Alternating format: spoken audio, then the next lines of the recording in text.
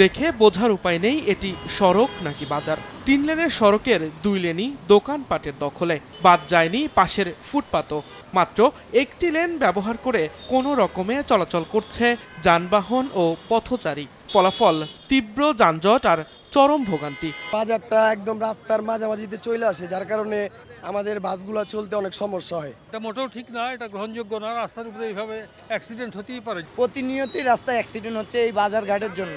শুধু ভোগান্তি নয়, সড়কের বিপরীত পাশে রয়েছে ন্যাশনাল হার্ট ফাউন্ডেশন ও ডেল্টা মেডিকেল কলেজের মতো বড় দুটি হাসপাতাল। সড়ক দখলের কারণে রোগীবাহী অ্যাম্বুলেন্সও পড়ে চরম ভোগান্তিতে। কার ছত্রছায়ায় চলছে এই বাজার, এমন প্রশ্নে ব্যবসায়ীরা দায় এড়িয়ে বলেন, এখানে কারো নিয়ন্ত্রণ নেই। বাজারটা কেউ চালায় না, এই বাজারটা যার যার দায়িত্ব নিয়ে, যার যার ক্ষমতা নিয়ে সে করতেছে। বাজারটির বৈধতা আছে কিনা তা জানতে সিটি কর্পোরেশনের আঞ্চলিক কার্যালয়ে গিয়ে জানা যায়, সড়ক দখল করে গড়ে ওঠা বাজারটির কোনো অনুমোদন দেয়নি সিটি কর্পোরেশন।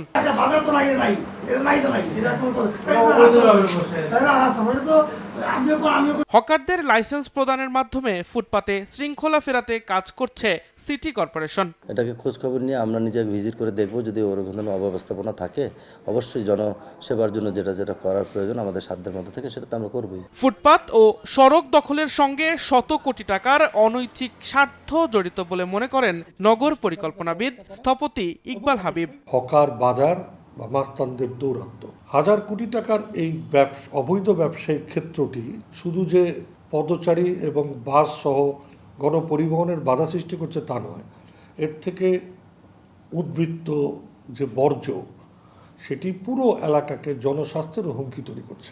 পরিকল্পিত পদক্ষেপ ছাড়া সাময়িক অভিযানে এই সংকটের স্থায়ী সমাধান সম্ভব নয়, এমনটাই মত এই নগর পরিকল্পনাবিদের।